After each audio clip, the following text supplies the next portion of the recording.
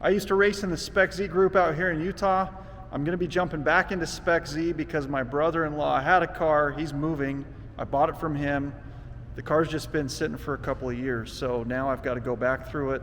I've got to get it ready for safety, and I've got to get it prepared to go back out on track. So I'll go over a couple of things with you guys, let you know what I'm looking at, let you know what I'm doing so that the car's prepared and ready to go.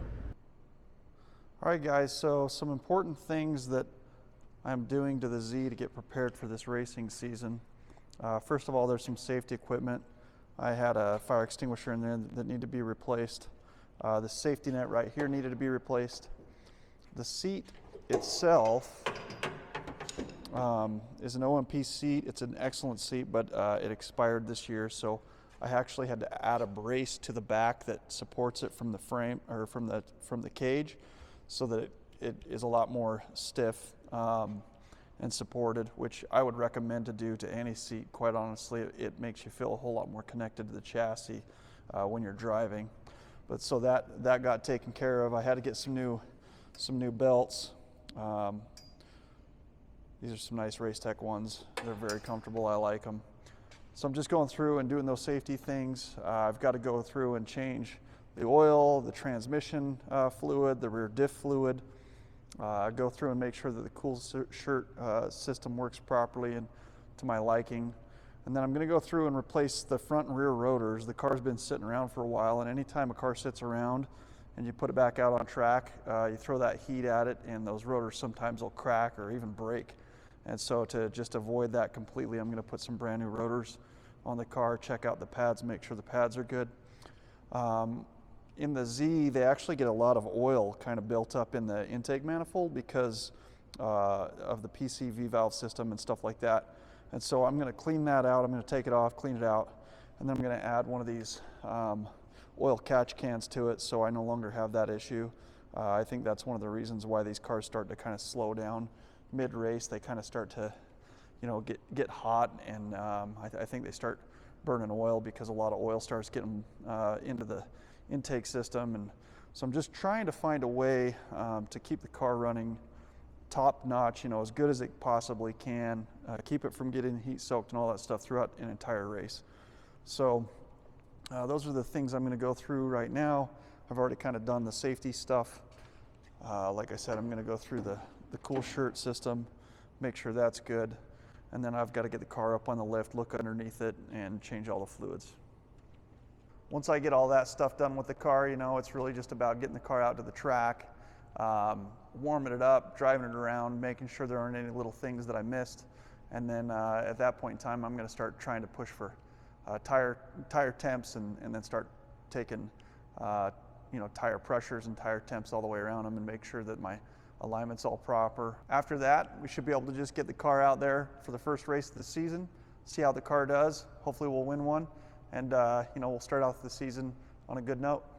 My last car, I did not have an oil catch can, so I installed an oil catch can. Hopefully, as the engine heats up and you start getting blow by, it ends up trying to burn oil, which decreases power. So the catch can hopefully catches that oil and helps the car run on full power throughout the race better. This car has not had a passenger seat in it, but in this car I want to install a passenger seat so that I can take people for rides, kind of coach people.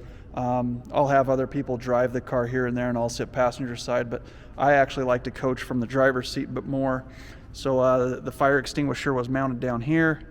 I built a bracket to mount it up underneath here, trying to clear up some space. We had the cool suit unit right here, so I had to move the cool suit unit to the back of the car to try and clear up some space so I can install a seat. But like I said, I moved the cool suit unit to the back of the trunk. I've got a whole entire system set up so that I've got air flowing through the helmet. I also have cool water that's going to flow through my shirt and through my helmet. I've got a seat brace back here I just installed, and so far everything's coming along nicely on this car. My brother and his dad built this car and caged it, and they did a better job on the cage in this car than I had done on my own. And so I'm actually pretty excited about getting this car out on track and driving it myself. My brother was super fast in this car. He beat me more often than I beat him. And that's just a testament to how good of a driver he is. I'm hoping that I can do this car some justice and drive it just as well. He gusseted it so it's kind of attached to the chassis a little bit better, and this car's a little bit more stiff, I think, than mine was, which can be a benefit, but sometimes, you know, with slower cars you might not want it to be as stiff. But all I know is my brother drove this car super fast, and hopefully I'll be able to do the same thing.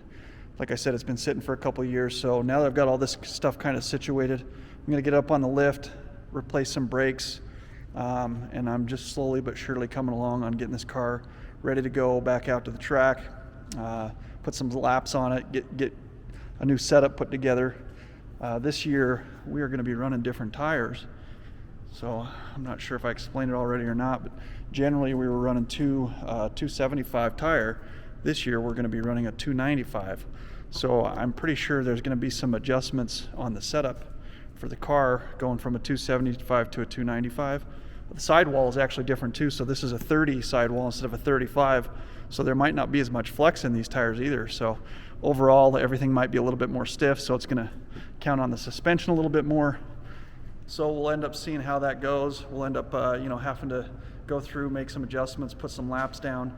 I'm going to be paying somebody this year to help me out so that we can actually do tire temps, do tire pressures when the car's hot and all that stuff, so I can really adjust the car to the best I can get it to, and hopefully I'll be able to lay down some good lap times this year, have some good races with some fellow drivers, and my goal is to lay down a new track record here and there if I possibly can.